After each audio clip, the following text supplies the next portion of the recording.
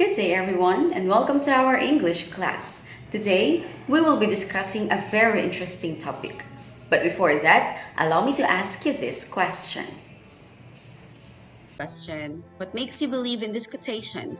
Your words cut deeper than a knife.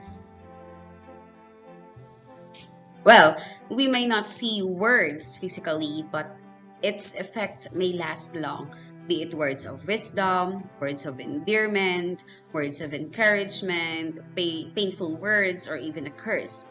Those words might make or break someone.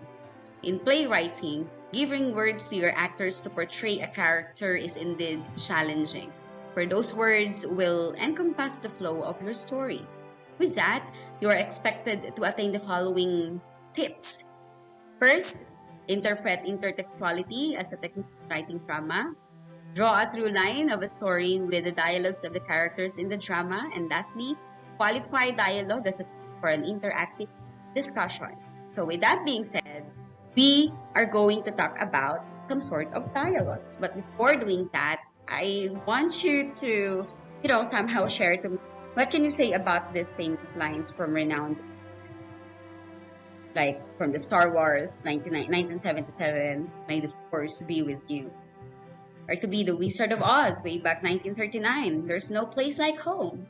Or it could be The Carpe Diem or The Seize the Day, boys, make your lives extraordinary. That's the Dead Poets Society way back 1989. Or it could be My Precious from Lord of the Rings. Imagine, these lines are single liner lines, but then again, it affects a lot of people, or a lot of people can still remember these lines.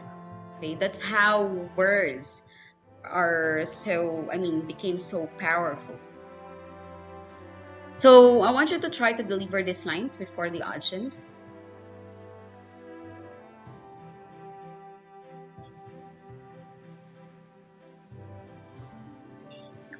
We will check on that, don't worry.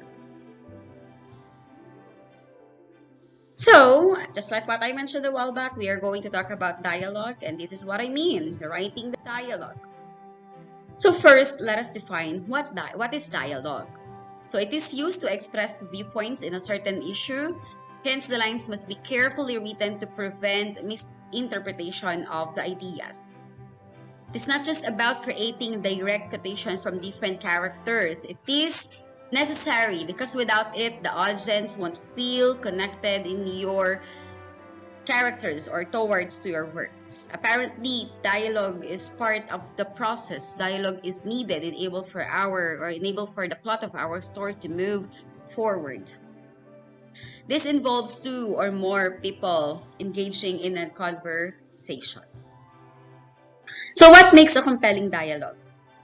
First, we need to reveal the importance of each of the character, express the tone and mood of the play, illustrate the aesthetic value of the play, convey the complication and events of the play, allow the audience to deduce the play's theme, and of course, raise audience awareness regarding the character's situation and condition. So all of these points are needed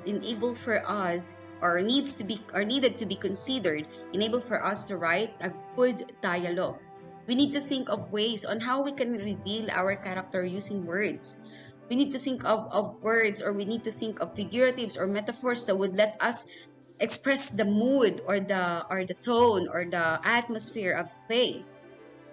Okay, we need to make it sure with the use or with the words being uttered by our characters, our audience would be aware, or our audience would be knowledgeable on in which part of the drama or the play is playing now, or he or she is watching now. Okay, that is very important. So these are the pointers to consider in writing a dialogue. First, character should not talk perfectly. We've mentioned before that the characters must have flaws, okay, and enable for the play or the drama to be that kind of believable. Make it sure that no one speaks perfectly, like perfectly to the point like it sounds as if he or she memorized a script or he or she memorized a line. Okay, that character should act naturally. Characters should not use cliches. So for example, if you have already, or if the line of Popoy and Basha was already been used before, making sure that you're not going to use that again. Characters should not overuse character names, and characters should not speechify. So you are not showcasing a monologue or soliloquy there. You are having dialogue. You are having conversation.